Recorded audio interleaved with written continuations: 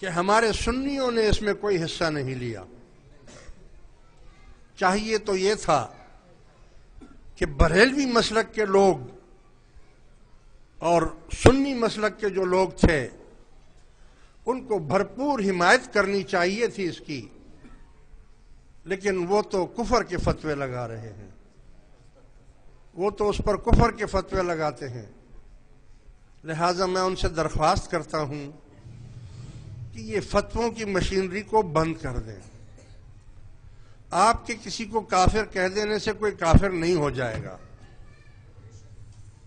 کفر اور اسلام تو اللہ اور اس کے رسول کے پاس ہے، یا پھر کفر کا فتویٰ اجماع امت سے ہوتا ہے. آپ سمجھ رہے ہیں نا؟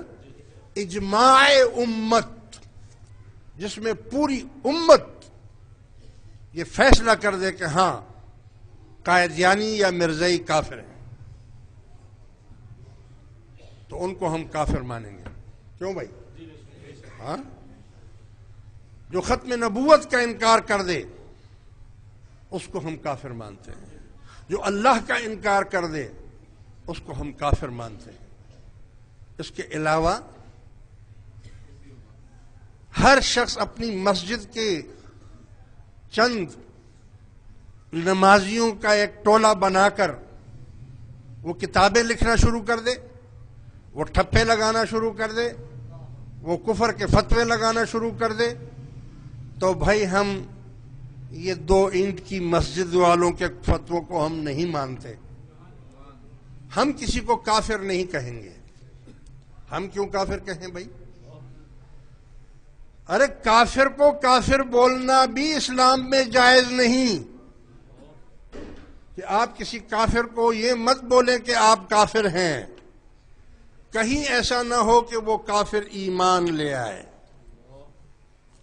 کہیں ایسا نہ ہو کہ وہ کافر ایمان لے آئے. تو کافر کو بھی آپ کافر ایک دم ڈائریکٹ مت بولیں.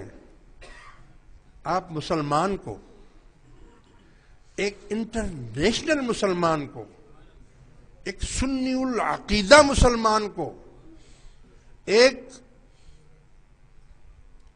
اولیاء کرام کے ایک خادم کو، ایک قادری کو جو حضور غوث پاک کا مرید ہے، جو ایک ولی کو، ولی ہے وہ،